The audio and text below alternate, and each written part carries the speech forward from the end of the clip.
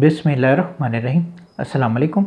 मेरा नाम अब्बास है और मैं आपको अपने चैनल हेल्थ सर्व फार्मेसी पे वेलकम करता हूँ।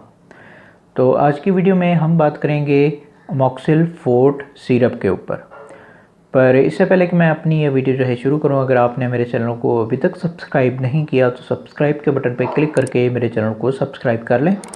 और इसके साथ ही एक बेल आइकॉन का बटन भी होगा, इसको प्रेस करके ऑल पे क्लिक कर दें। इससे ये होगा कि मैं जो भी न्यू वीडियो अपलोड करूँगा उसका नोटिफिकेशन जो है आपको फ़ौरन मिल जाया करेगा। तो चलें जी शुरू करते हैं। तो अमोक्सिल फोर्ट सिरप, सबसे पहले जी हम इसकी पैकिंग को देख लेते हैं। तो ये मेरे हाथ में जो है अमोक्सिल फोर्ट सिरप जो है मौजूद है।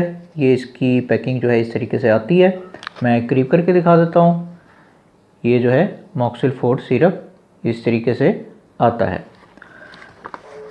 अब अगर मैं आपको खोल के दिखाऊं तो ये जी अमोक्सिल फोर्ट सिरप होता है। और ये मैं आपको बता दूं कि इसमें जो है पानी डालना पड़ता है, यानी कि ये पाउडर फॉर्म में होता है और इसे जो है पानी डाल के तैयार करना पड़ता है। अब इसके जो है दो तरीके ही होते हैं, या तो आप जो है मिनरल वाटर जो है वो यूज़ कर लें, और यहाँ पे एक ये निशान होता है, ये मैं करीब करके दिखा रहा हूँ। यहाँ तक आपने इसमें जो है पानी डाल के इसे तैयार कर लेना है। या फिर इसका दूसरा तरीका जो है वो ये होता है कि आप पानी को गर्म करें और जब वो अच्छी तरह गर्म हो जाए तो फिर उसके बाद जो है आप उसे साइड पर रख दें और ठंडा होने दें। और जब वो ठंडा हो जाए तो फिर आप इस सिरप में डाल के इस सिरप को तैयार कर लें। तो खैर जी, ये जो है इसकी पैकिंग हो गई। अब हम बात कर लेते हैं अमोक्सिल की फॉर्म्स के ऊपर कि अमोक्सिल जो है कितनी किस्म की फॉर्म्स में जो है मार्केट में मौजूद है। तो अमोक्सिल जो है ये तकरीबन हर किस्म की फॉर्म में जो है मार्केट में मौजूद है। सबसे पहले जो है ये ड्रॉप की फॉर्म में जो है मार्केट में मौजूद है, और उसके बाद जो है आप मेरे हाथ में देख रहे हैं सिरप की फॉर्म, ये भी इसकी जो है मार्केट में मौजूद है। और उसके बाद जो है फिर इसकी कैप्सूल की फॉर्म भी मार्केट में मौजूद है। अब जो भी डॉक्टर जो हैं आपको रेकमेंड करेंगे आपने उसके मुताबिक जो है अमोक्सिल को यूज़ करना है। तो ये जी सारी इसकी फॉर्म्स हो गई। अब हम बात कर लेते हैं इसकी पावर्स के ऊपर कि अमोक्सिल सिरप जो है कितनी किस्म की पावर में जो है मार्केट में मौजूद है। तो अमोक्सिल जो है ये दो किस्म की स्ट्रेंथ में जो है मार्केट में मौजूद है। सबसे पहले जो है इसकी 1 to 5 mg जो है वो आती है मार्केट में, यानी कि नॉर्मल अमोक्सिल सिरप जो है। और उसके बाद फिर आप मेरे हाथ में देख रहे हैं अमोक्सिल 250 mg, यानी कि अमोक्सिल फोर्ट सिरप भी इसे जो है कहा जाता है। तो ये भी इसका जो है मार्केट में मौजूद है। अब इस वीडियो में जो है हम सिर्फ अमोक्सिल फोर्ट सिरप के ऊपर ही फोकस करेंगे। तो ये सारी जो है इसकी पावर्स हो गई। अब हम बात कर लेते हैं इसकी ड्रग के ऊपर या फिर इसके फार्मूले के ऊपर, जो भी आप जो है अपनी आसानी के लिए कहते हैं। तो अमोक्सिल सिरप का फार्मूला होता है अमोक्सीसाइक्लिन। मैं फिर से आपके लिए एक और बार दोहरा देता हूँ, अमोक्सीसाइक्लिन जो है इसका फार्मूला होता है। अब ये फार्मूला जो है पेनिसिलिन की ब्रांच से निकला हुआ फार्मूला है, और इसी को हम जो है अमोक्सीसाइक्लिन जो है वो कहते हैं। तो ये जी इसकी ड्रग हो गई। अब हम बात कर लेते हैं कि इस सिरप को जो है कौन सी कंपनी बना रही है। तो इसे जो है GSK कंपनी जो है वो बना रही है, यानी कि ग्लैक्सोस्मिथक्लाइन जो है वो कंपनी है जो कि सिरप को बना रही है, और बहुत ही अच्छी कंपनी है, मल्टीनेशनल कंपनी कहलाती है ये, और बहुत ही अच्छी मेडिसिन जो है ये बनाती है। तो ये जी इसकी कंपनी हो गई। अब हम बात कर लेते हैं इसके बेनिफिट्स के ऊपर। तो अमोक्सिल सिरप के बेनिफिट्स ये होते हैं कि ये सिरप जो है एंटीबायोटिक होता है, और जितने भी बैक्टीरियल इन्फेक्शन आ जाते हैं तो उस हालत में जो है डॉक्टर्स आपको बच्चों में ये सिरप जो है रेकमेंड करते हैं, आप इस सिरप को यूज़ कर सकते हैं। अब इस पे ज़रा तफसील से बात कर लेते हैं। तो अगर आपके बच्चे को किसी भी किस्म का बुखार हो रहा है, जैसे कि आम बुखार हो जाता है या टाइफाइड हो जाता है या मलेरिया हो जाता है, तो अगर आपके बच्चे को किसी भी किस्म का बुखार हो रहा है तो उस हालत में जो है डॉक्टर्स आपको ये सिरप जो है पेनाडोल या कालपोल सिरप के साथ मिला के जो है वो रेकमेंड करते हैं। आप इस सिरप को यूज़ कर सकते हैं। उसके बाद अगर आपको जिस्म पे कहीं कोई एलर्जी वगैरह हो रही है, जैसे कि ख़ारिश वगैरह हो जाती है, तो बाज़ों का जो है उस हालत में भी डॉक्टर जो हैं आपको ये सिरप जो है रेकमेंड करते हैं। आप ये सिरप जो है अपने बच्चों को यूज़ करवा सकते हैं। उसके बाद अगर आपको जिस्म पे कहीं भी कोई बैक्टीरियल इन्फेक्शन हो रहा है, जैसे कि कान में कोई इन्फेक्शन हो जाता है या नाक में हो जाता है या मुंह के अंदर कोई इन्फेक्शन हो जाता है, जैसे कि दाढ़ वगैरह का दर्द वगैरह होना, इसी तरीके से गले के अंदर अगर कोई आपके इन्फेक्शन हो रहा है या छाती में हो रहा है या मैदे में हो रहा है या आंतों में हो रहा है, तो अगर आपको जिस्म पे कहीं भी किसी भी किस्म का कोई भी बैक्टीरियल इन्फेक्शन हो रहा है, तो उस हालत में जो है डॉक्टर्स आपको ये सिरप जो है रिकमेंड करते हैं। आप ये सिरप अपने बच्चे को यूज़ करवा सकते हैं। उसके बाद अगर आपके बच्चे को जो है कोई ज़ख़म वगैरह हो रहे हैं, कोई इंजरी वगैरह हो गई है, तो बाज़ों का जो है ज़ख़म में इन्फेक्शन होने का ख़तरा होता है, तो बाज़ों का जो है डॉक्टर्स उस हालत में भी ये सिरप जो है आपके बच्चे को रिकमेंड करते हैं। आप ये सिरप अपने बच्चे को यूज़ करवा सकते हैं। उसके बाद अगर आपके बच्चे का जो है कोई सीरियस किस्म का ऑपरेशन वगैरह हुआ है, तो बाज़ों का जो है ऑपरेशन के बाद जो है इन्फेक्शन होने का ख़तरा होता है, तो उस हालत में भी बाज़ों का जो है डॉक्टर्स आपको ये सिरप जो है रिकमेंड करते हैं। आप ये सिरप अपने बच्चे को यूज़ करवा सकते हैं। अब अगर आसान लफ्ज़ों में कहूँ, तो अगर आपके बच्चे को किसी भी किस्म का कोई भी बैक्टीरियल इन्फेक्शन हो रहा है, तो उस हालत में जो है डॉक्टर्स आपको ये सिरप जो है रिकमेंड करते हैं। आप ये सिरप अपने बच्चे को यूज़ करवा सकते हैं। बस आपने जो भी करना है वो डॉक्टर के मशवरे से करना है। तो ये सारे जो हैं इसके बेनिफिट्स हो गए। अब हम बात कर लेते हैं इसके यूजेस के ऊपर। तो अमोक्सिल 4 सिरप के यूजेस ये होते हैं कि इस सिरप को जो है 6 साल से 12 साल या 14 साल के दरमियान जो बच्चे आते हैं, उनमें जो है इस सिरप को डॉक्टर जो हैं आपको रिकमेंड करते हैं।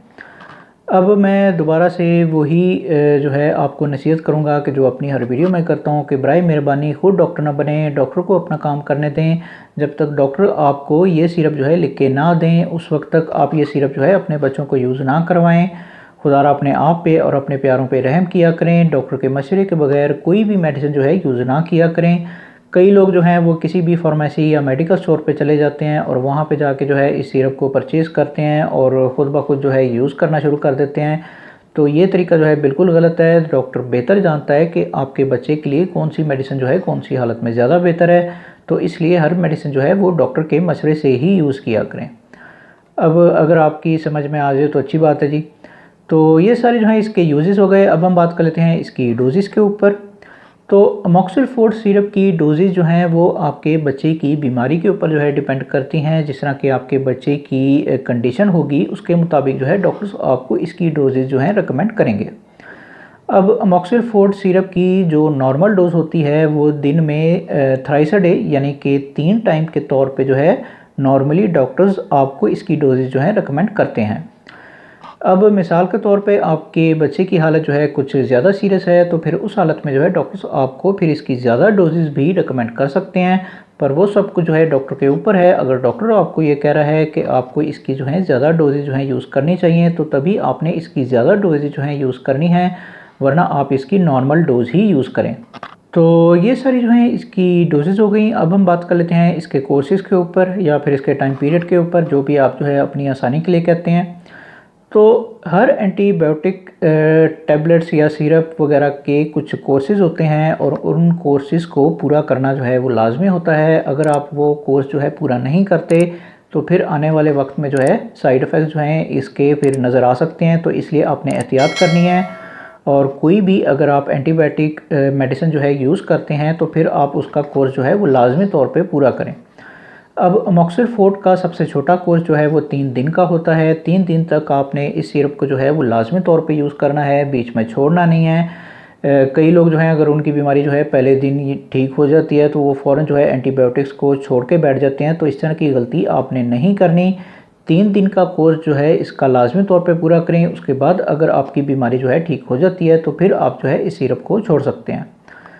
उसके बाद यानी कि आपने इसे जो है 3 दिन तक मुसलसल यूज़ किया है, लेकिन फिर भी आपके बच्चे की बीमारी जो है वो ठीक नहीं हो रही है, तो फिर आपने इसका जो है 5 दिन का कोर्स जो है वो लाजमी तौर पे पूरा करना है, बीच में छोड़ना नहीं है। 5 दिन के बाद अगर आपके बच्चे की बीमारी जो है ठीक हो जाती है, तो फिर आप जो है इस सिरप को छोड़ सकते हैं। उसके बाद आपने इसे 5 दिन तक भी यूज़ कर लिया है, लेकिन फिर भी आपके बच्चे की बीमारी जो है वो ठीक नहीं हो रही है, तो फिर इसका मैक्सिमम कोर्स जो है वो 7 दिन का होता है। 7 दिन तक आपने इस सिरप को जो है अपने बच्चे को लाजमी तौर पे यूज़ करवाना है, बीच में छोड़ना नहीं है। 7 दिन के बाद अगर आपके बच्चे की बीमारी जो है ठीक हो जाती है तो फिर आप जो है इस सिरप को छोड़ सकते हैं। अब मिसाल के तौर पे आपने इस सिरप को जो है 7 दिन तक भी यूज़ कर लिया है, लेकिन फिर भी आपके बच्चे की बीमारी जो है ठीक नहीं हो रही है, तो फिर मैं आपको यही कहूँगा कि आप डॉक्टर से मशवरा करें। अगर डॉक्टर आपको ये कहते हैं कि आपको ये सिरप जो है मज़ीद यूज़ करना चाहिए तो आप इसे जो है मज़ीद यूज़ कर सकते हैं, वरना आप जो है कोई और एंटीबायोटिक सिरप जो है वो अपने बच्चे के लिए लिखाएँ ताकि आपके बच्चे की बीमारी जो है वो जल्द अज जल्द ठीक हो सके। तो ये सारे जो हैं इसके कोर्सेज़ हो गए। अब हम बात कर लेते हैं इसके कॉन्ट्राइंडिकेशंस के ऊपर या फिर इसके प्रिकॉशंस के ऊपर, यानी कि वो बच्चे जिन्हें आप ये सिरप जो है यूज़ नहीं करवा सकते। तो सबसे पहले जी, अगर आपके बच्चे को इसके फार्मूले से किसी किस्म की एलर्जी है तो उस हालत में जो है आप ये सिरप जो है अपने बच्चे को यूज़ नहीं करवा सकते। उसके बाद अगर आपके बच्चे को जो है वो सांस वगैरह के कोई मसले मसाइल जो हैं वो रहते हैं, यानी कि उसे सांस वगैरह लेने में मुश्किल होती है या फिर उसे जो है वो दमा है, तो उस हालत में भी आप ये सिरप जो है अपने बच्चे को यूज़ नहीं करवा सकते। उसके बाद अगर आपके बच्चे का खून जो है वो ज़रूरत से ज़्यादा गाढ़ा है, यानी कि उसे जो है ब्लड प्रेशर वगैरह का कोई मसला रहता है या फिर उसके दिल की धड़कन जो है बाज़ औक़ात तेज़ हो जाती है, तो अगर आपके बच्चे के साथ इस तरह का कोई मसला रहता है तो उस हालत में भी आप ये सिरप जो है अपने बच्चे को यूज़ नहीं करवा सकते। उसके बाद अगर आपके बच्चों को जो है वो गुर्दों वगैरह के कोई मसले मसाइल हैं, यानी कि गुर्दों वगैरह में कोई पथरी है या इस तरह का कोई और मसला जो है आपके बच्चे के साथ हो रहा है, तो उस हालत में भी आप ये सिरप जो है अपने बच्चे को यूज़ नहीं करवा सकते। उसके बाद अगर आपके बच्चे को जो है वो जिगर वगैरह के कोई मसले मसाइल हैं, यानी कि उसका जिगर जो है वो ठीक तरीके से खून नहीं बना रहा है या इस तरह का कोई और मसला जो है आपके बच्चे के साथ चल रहा है, तो उस हालत में भी आप ये सिरप जो है अपने बच्चे को यूज़ नहीं करवा सकते। अब ये थोड़े से जो हैं इसके प्रिकॉशंस हैं, ये आपने अपने दिमाग में रखने हैं जब भी आप जो है डॉक्टर के पास जाते हैं और आप देख रहे हैं कि डॉक्टर आपको ये सिरप जो है लिख के दे रहे हैं, तो आप अपने बच्चे की कंडीशन के बारे में डॉक्टर को लाजमी तौर पे बताएं ताकि डॉक्टर आपको सही मेडिसिन जो है वो रिकमेंड करे। तो ये सारी जो हैं इसके कॉन्ट्राइंडिकेशंस हो गए। अब हम बात कर लेते हैं इसके साइड इफ़ेक्ट्स के ऊपर। तो अमोक्सिल सिरप के साइड इफ़ेक्ट्स कोई ज़्यादा नोटिस करने में नहीं आते, लेकिन इसका मतलब ये नहीं है कि इसके साइड इफ़ेक्ट्स जो हैं वो मौजूद नहीं हैं। इसके साइड इफ़ेक्ट्स जो हैं वो मौजूद हैं और कई बच्चों पे अपना असर भी दिखा देते हैं, तो इसलिए एहतियात करें। अब मैं इसके साइड इफ़ेक्ट्स जो हैं वो आपको बता देता हूँ। तो इसके साइड इफ़ेक्ट्स में सबसे पहले अगर आपके बच्चे को जो है इसके फार्मूले से किसी किस्म की एलर्जी है तो आपको कुछ एलर्जी रिएक्शंस जो हैं वो देखने में आ सकते हैं, जैसे कि आपके बच्चे के जिस्म पे रैशेज़ वगैरह हो सकते हैं, या फिर अगर उसे जो है पहले से रैशेज़ वगैरह हैं और आप ये सोच रहे हैं कि ये जो है रैशेज़ वगैरह आपके बच्चे के ठीक कर देगा, तो बाज़ औक़ात ऐसा भी होता है कि ये ठीक करने की बजाय रैशेज़ वगैरह जो हैं और ज़्यादा बढ़ जाते हैं, तो ये चीज़ इसके साइड इफ़ेक्ट्स में जो है शामिल है। उसके बाद जो है आपके बच्चे को जो है वो सर दर्द जो है वो रह सकता है, तो ये चीज़ भी इसके साइड इफ़ेक्ट्स में जो है शामिल है। उसके बाद जो है आपके बच्चे को जो है वो थकान का बहुत ज़्यादा एहसास हो सकता है, तो ये चीज़ भी इसके साइड इफ़ेक्ट्स में जो है शामिल है। उसके बाद जो है आपके बच्चे को गनूदगी हो सकती है या फिर उसे जो है तेज़ चक्कर वगैरह भी आ सकते हैं, तो ये चीज़ भी इसके साइड इफ़ेक्ट्स में जो है शामिल है। उसके बाद जो है आपके बच्चे को जो है वो मैदे के मसले मसाइल जो हैं वो देखने में आ सकते हैं, जैसे कि पेट में दर्द वगैरह होना या गैस वगैरह होना, तो ये चीज़ भी इसके साइड इफ़ेक्ट्स में जो है शामिल है। उसके बाद जो है आपके बच्चे को नोज़िया हो सकता है, यानी कि उसे जो है उल्टियाँ वगैरह जो हैं वो लग सकती हैं, तो ये चीज़ भी इसके साइड इफ़ेक्ट्स में जो है शामिल है। उसके बाद अगर आप इस सिरप की ओवरडोज़ करके अपने बच्चे को जो है यूज़ करवा रहे हैं, तो फिर उस हालत में जो है आपके बच्चे को डायरिया वगैरह जो है वो हो सकता है, यानी कि उसे जो है लूज़ मोशन जो हैं वो लग सकते हैं, तो ये चीज़ भी इसके साइड इफ़ेक्ट्स में जो है शामिल है। उसके बाद जो है आपके बच्चे को जो है वो ज़रूरत से ज़्यादा पसीना आ सकता है, तो ये चीज़ भी इसके साइड इफ़ेक्ट्स में जो है शामिल है। उसके बाद जो है आपके बच्चे के जिस्म के किसी ख़ास हिस्से पे जो है वो स्वेलिंग वगैरह जो है वो हो सकती है, जैसे कि चेहरे पे स्वेलिंग वगैरह हो जाना या होंठों पे हो जाना या ज़बान पे हो जाना या जिस्म के किसी और हिस्से पे जो है वो स्वेलिंग वगैरह हो जाना, तो ये चीज़ भी इसके साइड इफ़ेक्ट्स में जो है शामिल है। उसके बाद जो है आपके बच्चे की स्किन का कलर या फिर उसकी आँखों का कलर जो है वो चेंज हो सकता है, यानी कि वो चेंज होकर जो है ज़रूरत से ज़्यादा जर्द हो सकता है, तो ये चीज़ भी इसके साइड इफ़ेक्ट्स में जो है शामिल है। उसके बाद जो है आपके बच्चे के यूरिन का कलर जो है वो चेंज होके आ सकता है, यानी कि वो चेंज होके जो है ज़रूरत से ज़्यादा जर्द हो सकता है, तो ये चीज़ भी इसके साइड इफ़ेक्ट्स में जो है शामिल है। उसके बाद जो है आपके बच्चे को जो है वो सांस वगैरह के मसले मसाइल जो हैं वो देखने में आ सकते हैं, यानी कि उसे जो है सांस लेने में मुश्किल हो सकती है, तो ये चीज़ भी इसके साइड इफ़ेक्ट्स में जो है शामिल है। उसके बाद जो है आपके बच्चे की दिल की धड़कन जो है वो ज़रूरत से ज़्यादा तेज़ हो सकती है, तो ये चीज़ भी इसके साइड इफ़ेक्ट्स में जो है शामिल है। उसके बाद जो है आपके बच्चे के मुंह का जायका जो है वो ख़राब हो सकता है, तो ये चीज़ भी इसके साइड इफ़ेक्ट्स में जो है शामिल है। उसके बाद जो है आपके बच्चे को जो है वो गुर्दों वगैरह के मसले मसाइल जो हैं वो देखने में आ सकते हैं, यानी कि उसके गुर्दों में जो है वो पथरी वगैरह हो सकती है या इस तरह का कोई और मसला जो है आपके बच्चे के साथ हो सकता है, तो ये चीज़ भी इसके साइड इफ़ेक्ट्स में जो है शामिल है। अब ये मैंने जितने भी साइड इफ़ेक्ट्स आपको बताए हैं, अगर ये साइड इफ़ेक्ट्स जो हैं आपको अपने बच्चे पे नज़र आ रहे हैं तो आप फ़ौरन जो है डॉक्टर से रब्ता करें और अपनी मेडिसिन जो है वो चेंज करवाएं, ताकि आपके बच्चे का इलाज जो है वो ठीक तरीके से हो पाए। और इन सारे साइड इफ़ेक्ट्स की वजह से ही मैं आपसे हर वीडियो में गुजारिश करता हूँ कि बराए मेहरबानी डॉक्टर के पास चले जाया करें, डॉक्टर से मेडिसिन लिखवा लिया करें। जब तक डॉक्टर आपको ये सिरप जो है लिख के नहीं देते, उस वक्त तक आप ये सिरप जो है अपने बच्चे को यूज़ ना करवाएं। खुदा अपने आप पे और अपने प्यारों पे रहम किया करें, डॉक्टर के मशवरे के बगैर कोई भी मेडिसिन जो है यूज़ ना किया करें। अब अगर आपकी समझ में आ जाए तो अच्छी बात है जी। तो ये सारे जो हैं इसके साइड इफ़ेक्ट्स हो गए। अब हम बात कर लेते हैं इसकी प्राइस के ऊपर कि मार्केट में आजकल इसकी कीमत जो है वो क्या चल रही है। तो जबकि मैं ये वीडियो बना रहा हूँ तो इसकी एक सिरप की कीमत है 188 रुपीज़, यानी कि 188 रुपये में जो है ये सिरप आपको किसी भी फार्मेसी या मेडिकल स्टोर से जो है आसानी के साथ मिल जाएगा। तो ये जी इसकी प्राइस हो गई और मेरा ख्याल है कि मैं सब कुछ बता चुका हूँ। तो ये जी आज की वीडियो थी। अगर वीडियो आपको पसंद आई हो तो फिर लाइक करें, शेयर करें और बराए मेहरबानी मेरे चैनल को सब्सक्राइब करना ना भूलें। मन में अगर किसी भी किस्म का कोई भी सवाल अगर अभी भी आपके मन में आ रहा है तो कमेंट बॉक्स में ज़रूर पूछें, मैं ज़रूर आंसर बैक करूँगा। बाकी मिलते हैं फिर अगली वीडियो में, उस वक्त तक के लिए मुझे इजाज़त दें। खुदा हाफ़िज़।